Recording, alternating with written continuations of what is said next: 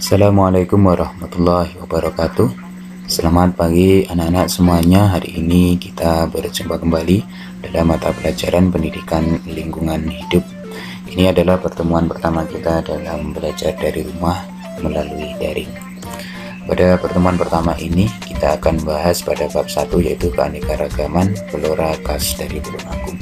Sebelumnya saya bacakan dulu tentang kompetensi dasar yang akan kita pelajari pada pagi hari ini, yaitu mengidentifikasi keanekaragaman flora Tulungagung. Adapun indikator yang harus kita capai dalam pelajaran pagi hari ini yaitu dapat mendeskripsikan faktor-faktor yang mempengaruhi keberadaan flora di suatu wilayah.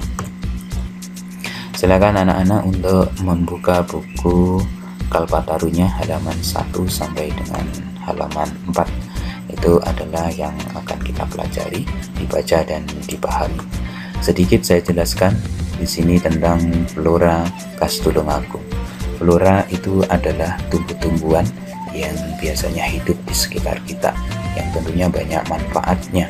Bisa kita gunakan untuk bahan makanan, bisa kita gunakan untuk obat-obatan dan juga yang lainnya.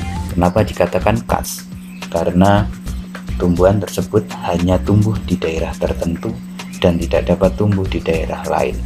Oleh karena itu dikatakan tumbuhan tersebut adalah tumbuhan khas atau flora khas. Adapun faktor-faktor yang mempengaruhi keberadaan flora di suatu wilayah itu dibagi menjadi dua, yaitu faktor fisik atau abiotik dan faktor non-fisik atau biotik. Faktor fisik atau abiotik itu dibagi menjadi 4, yaitu iklim, kemudian tanah, air, dan juga tinggi rendahnya permukaan bumi. Iklim di sini menyangkut tentang suhu, kelembapan udara, angin, dan juga matahari. Tanah di sini termasuk kadar kimiawinya, ada tekstur tanahnya yang berbeda, suhu tanahnya, kemudian perbedaan jenis tanahnya. Air di sini bisa berguna untuk melarutkan dan juga membawa makanan yang diperlukan oleh tumbuhan. Tinggi rendahnya permukaan bumi itu juga mempengaruhi keberadaan flora, karena semakin tinggi suatu daerah, suhunya pasti akan semakin dingin, dan sebaliknya jika semakin rendah, maka suhu udaranya pasti juga semakin panas. Kemudian faktor non-fisik atau biotik itu dibagi menjadi 3, yaitu faktor manusia, hewan, dan tumbuhan. Manusia di sini dapat mengubah lingkungan untuk memenuhi kebutuhan hidupnya. Contohnya hutan yang dirubah manusia untuk tempat tinggal, untuk pertanian, untuk perkebunan, dan juga lain-lain. Hewan di sini dapat membantu penyerbukan dan juga dapat membantu penyebaran biji tumbuh-tumbuhan.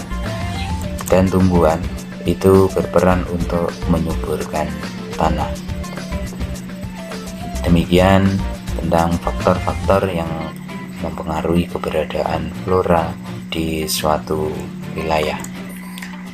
Baik, tugas pertama kalian pada pertemuan hari ini yaitu membuat sebuah peta pikiran dalam bentuk mind mapping tentang faktor-faktor yang mempengaruhi keberadaan flora. Saya berikan contohnya.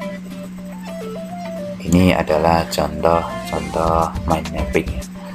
Silahkan untuk berkreasi sendiri, berinovasi, mungkin akan membuat yang lebih baik dari bentuk-bentuk seperti ini. Kenapa kita membuat seperti ini? Ini gunanya untuk memudahkan kita dalam memahami suatu konsep. Jadi dengan membuat seperti ini, maka kita akan lebih mudah untuk memahami suatu materi yang kita pelajari.